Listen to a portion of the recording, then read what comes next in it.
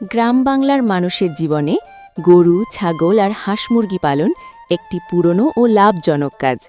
অল্প পুঁজি আর পরিশ্রমে এই পশু পাখি পালন করে অনেক পরিবার নিজের সংসারের খরচ চালাচ্ছে। গরু থেকে দুধ, গোবর ও বাছুর পাওয়া যায়, যা পরিবারের আয় বাড়াতে বড় ভূমিকা রাখে। ছাগল কম খাবারে বড় হয় এবং রোগও তুলনামূলক কম হয়, তাই দরিদ্র পরিবারের জন্য এটি খুব উপকারী। হাঁস মুরগি পালন আরও সহজ। বাড়ির আঙিনা, পুকুর পাড় বা খোলা জায়গায় হাঁস মুরগি রেখে ডিম ও মাংস পাওয়া যায়। এগুলো পরিবারের পুষ্টি চাহিদা মেটানোর পাশাপাশি বাজারে বিক্রি করে নগদ টাকা আয় করা যায়।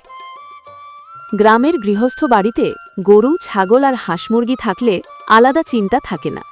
ভোরবেলা উঠে গরুকে খড় ঘাস দেওয়া, ছাগল ছেড়ে দেওয়া আর হাঁস মুরগির ডিম কুড়ানো, এই নিয়েই গ্রামের সকাল শুরু হয়। গরু থাকলে দুধ পাওয়া যায়, দুধ বিক্রি করে সংসারের বাজার খরচ উঠে আসে। আবার গোবর দিয়ে জমিতে সার দেওয়া যায়, এতে ফসলও ভালো হয়। ছাগল পালা তেমন ঝামেলার না, একটু ঘাসলতা দিলেই চলে, রোগও কম হয়। ছাগল বাচ্চা দিলে বাজারে ভালো দাম পাওয়া যায়। হঠাৎ টাকার দরকার পড়লে ছাগল বিক্রি করেই কাজ চলে যায়। আর হাঁস মুরগি তো গৃহস্থের ঘরের ধন। বাড়ির আশপাশেই খাবার খুঁজে নেয়, ডিম দেয় নিয়মিত। ডিম মাংস খেয়ে ঘরের মানুষ সুস্থ থাকে। আবার বেশি হলে হাটে বেচে কিছু টাকা হাতে আসে। এই গরু, ছাগল আর হাঁস মুরগি গ্রামের মানুষের সংসার টিকিয়ে রাখে।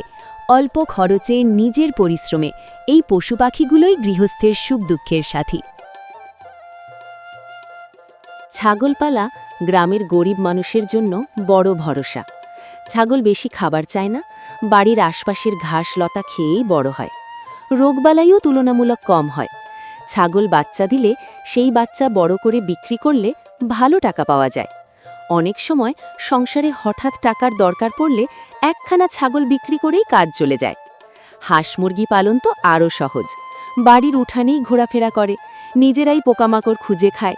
প্রতিদিন দু একটা ডিম পাওয়া যায়। ডিম খেয়ে ঘরের মানুষ শক্তি পায়, অসুখ বিসুখ কম হয়। বেশি হলে বাজারে বেচে দিলে লবণ তেল কেনার টাকা উঠে আসে। বর্ষাকালে হাঁস পুকুরে নেমে আরও ভালোভাবে বেড়ে ওঠে।